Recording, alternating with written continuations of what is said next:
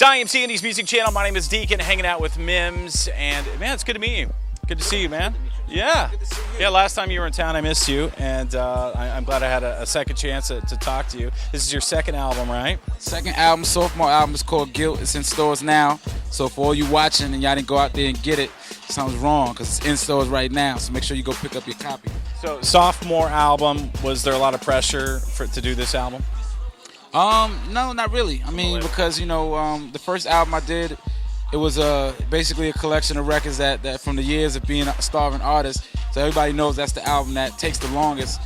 This album was a little bit more, I was a little bit more comfortable. You know, I learned my way, I learned how to navigate a little bit easier in the business. And, you know, not to mention I got a label like Capitol Records who's able to put me in the studio, give me a budget and say, look, just concentrate on music. And that's what I did. And, I think I came up with a great project for my fans. I think I came up with a great project to show maturity myself. And, you know, it's overall, I think that it shows so much more improvement from me as an artist, but as a man as well. Okay. Definitely. So in the song "Move," you say something about you don't really like have a posse. You don't have like your own clique or anything. Are you up for adoption by anybody? Or? I think for me, it's important to stand on my own. I was born in this world alone. You know, I stand as a man, so I don't really need somebody to co-sign me. If you like my music, great. You know, I'll work with almost anybody because I'm a musician.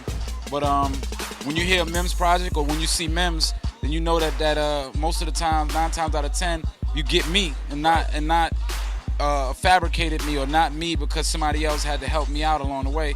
I came in the game independently. I got a team called American King Music. We grind it out. My partner's Eric Mendelson. My other partner's Corey Llewellyn, who owns DigiWax. He's one of the CEOs of DigiWax. So, I mean, we always had the mentality that independent mind frame is a great way to think. So are there any artists you currently want to work with? Or? I got an artist now we just picked up by the name of OB. He's straight out of Canada. He's got a record called Miss Good Cookie. And you'll be able to see what I do to mature his career, and so I could kind of like let a lot of these major labels know that what happened is you lose out a lot on the artist relations department. There's no more A&R department that really kind of guides and helps an artist. So what we like to do at American King is make sure we still develop these artists the right way, conventionally, and put them out in the streets. So you'll see his career blossom just like mine did. All right. Who inspired you? Like growing up, like who did you listen to? You know what? One of my favorite albums is Thriller by Michael Jackson. Okay. Quincy Jones produced the album, and I think that he's an immaculate producer. I think Michael, if you listen to that album now, it's timeless. It doesn't grow old. Right. I mean, there's records on that album that'll blow away 1 million records that are in the streets right now. Slick Rick was one of my favorite artists growing up. Obviously, I listened to the Jay-Z's and the Biggies and the Nas's. That was my era of really falling in love with hip-hop. So, I mean, I got my list is... Oh, Run DMC, of course. You know, gotta show some love. Absolutely. So, tour this year. Yes. Anything? What are you touring with? Anybody? You know what? Your own thing, I usually do my own thing. I might link up with a couple people. I know there's a couple of tours that have been mentioned to me, but for the most part, I'm just concentrating on pushing this album, which is in stores now. It's called Guilt, and then eventually I'm gonna go overseas and do the same thing and promote the album. And you know me like you know me. I've been on the road for 4 or 5 years of my life, you know. So I'm always gonna be on the road, probably in the city near you. All right. Definitely. And one more question. Okay, the video to Move. Yeah. Unbelievable. That was a tight video. The video. So is that your idea? You know what my idea was? I told the director I want to eliminate all those normal elements. I want to take away the big cars. I want to take away the big jewelry.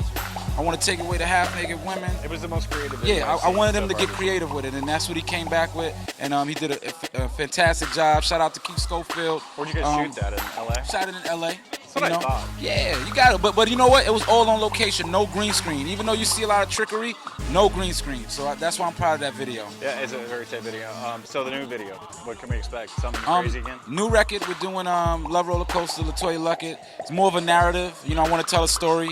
I want people to see my, I wouldn't say acting side, but you know, I want people to see a character. I want them to understand my character, because it just give you more insight on who I am as an individual and who I am as a musician. So, second single, Love Roller Coaster, LaToya Luckett. We're shooting a video in a couple weeks, and it's gonna be a fantastic video as well. And getting the album in stores now. That's Album in stores right now. Album in stores right now. All right, man. I appreciate it. Thank you so much. Yes, sir. And I like your shirt, man. Thank you. I appreciate it. That's tight, man. Little wrinkle, but it's cool.